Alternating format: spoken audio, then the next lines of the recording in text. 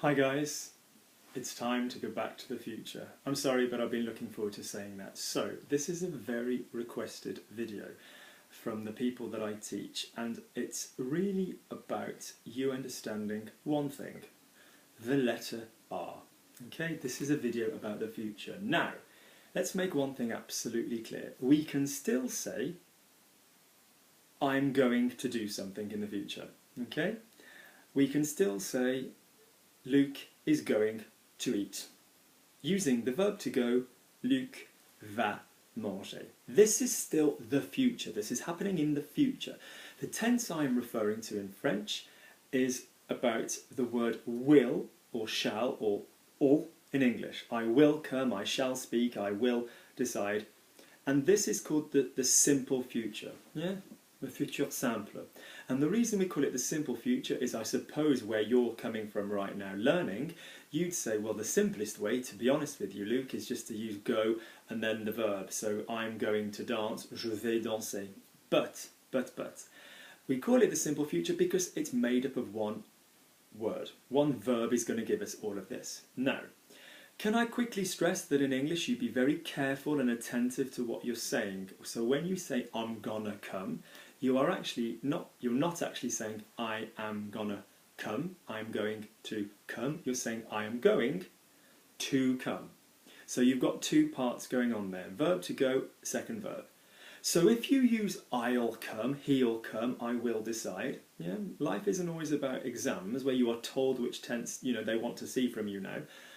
So you just be mindful. If you're saying I'm going to come, you use the verb to go and you use the infinitive. If you say I will come, you're going to use this method. So I'm telling you right now, there are two videos coming up, which will be of three videos coming up, which will be massively important for you.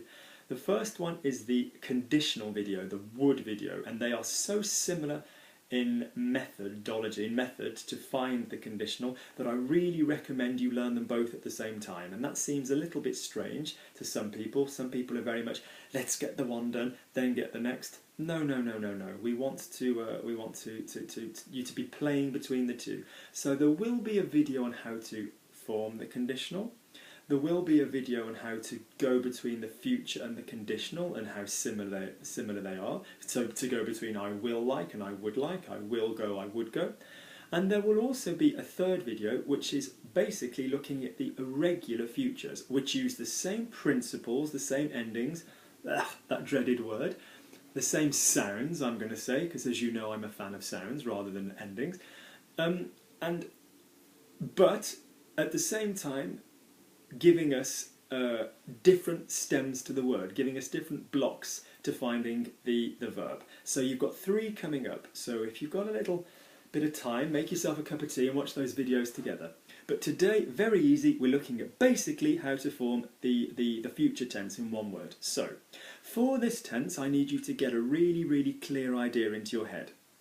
The was tense in the past and the have tense, we've talked about this messy tense and this neat action. Okay, I want you to think about the future also being comprised as a messy future. I would do this if I could, but, this is going on. Or I would live in Spain if you gave me the money, It's not yet happened, it's in the future, but it needs something to happen for me to do it. This is the would. The will is very neat. I will come, I will learn my French verbs, I will speak French, and I will get a great grade. Okay?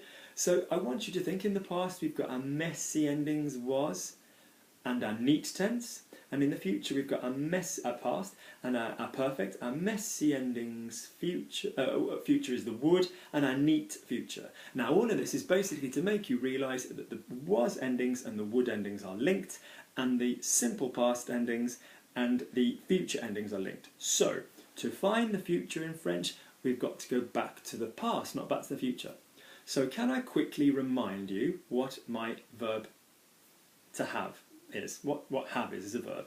We have j'ai, tu as, il a, nous avons, vous avez, ils ont. Now, next idea. Imagine a timeline going left to right.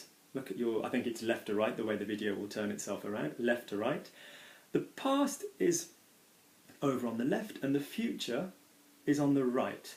So dumb as this sounds, you can say future, which is a technique I teach people, or you can think the future is to the right, the letter R, right, okay? So the future is all going to be about the letter R. So if you can't roll your R, now is the time to practice, but it doesn't make any difference, you will be completely understood either way. So, if I've got a verb, we know very well now with this method that if you have a verb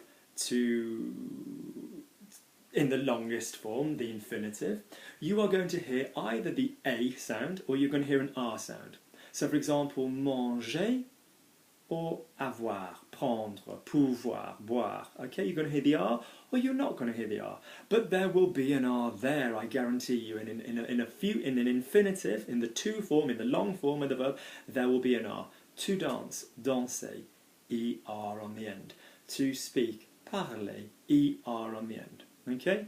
So what you're basically going to do with this tense is take your verb in full, and on the end of the R, you're going to stick an ending on.